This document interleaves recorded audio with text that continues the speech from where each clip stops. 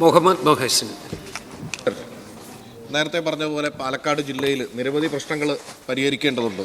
എൻ്റെ സജഷൻ എന്ന് പറയുന്നത് നെല്ല് വിത്തിടുന്ന സമയത്ത് തന്നെ സംഭരണത്തിനുള്ള സംവിധാനം നേരത്തെ ഒരുക്കുകയാണെങ്കിൽ ഈ പ്രശ്നം പരിഹരിക്കാൻ പറ്റും.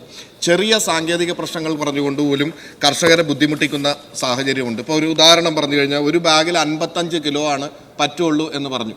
പല കർഷകരും അതറിയാതെ 60 കിലോ 70 കിലോ ഒരു ബാഗിൽ നിറച്ചിട്ടുണ്ടെങ്കിൽ അവർക്ക് PRS കൊടുക്കാത്ത സാഹചര്യം, അതിൻ്റെ പിറകെ കർഷകർ നിരവധി കാലം നടക്കേണ്ടി വരുന്ന സാഹചര്യമുണ്ട്. ഇത്തരത്തിലുള്ള സാങ്കേതികത്വം ഒഴിവാക്കിക്കൊണ്ട് നെല്ല് വിത്തിടുന്ന സമയത്ത് തന്നെ സംഭരിക്കാനുള്ള സംവിധാനങ്ങളും അതിൻ്റെ പ്രോസസ്സും ആരംഭിക്കാനും സംഭരിച്ചു കഴിഞ്ഞ ഉടനെ തന്നെ അവർക്ക് കാശ് കൊടുക്കാനുമുള്ള സംവിധാനം ഒരുക്കാൻ കഴിയുമെന്നുള്ളതാണ് എൻ്റെ ചോദ്യം.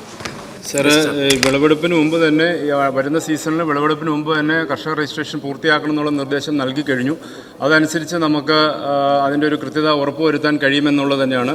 ഈ തൂക്കത്തെ സംബന്ധിച്ച് അതിന് ആ വിഷയം ശ്രദ്ധയിൽ വന്നിട്ടുണ്ട്. അത് പരിഹരിക്കാനുള്ള നടപടികൾ സ്വീകരിക്കുകയും ഇനി അങ്ങനെ ഉണ്ടാവരുത് എന്നുള്ള നിർദ്ദേശം നൽകിയിട്ടുണ്ട്. പിന്നെ എത്രയും വേഗം കർഷകർക്ക് തുക ലഭ്യമാക്കുക എന്നുള്ളതാണ് ലക്ഷ്യം വെച്ചിരിക്കുന്നത്.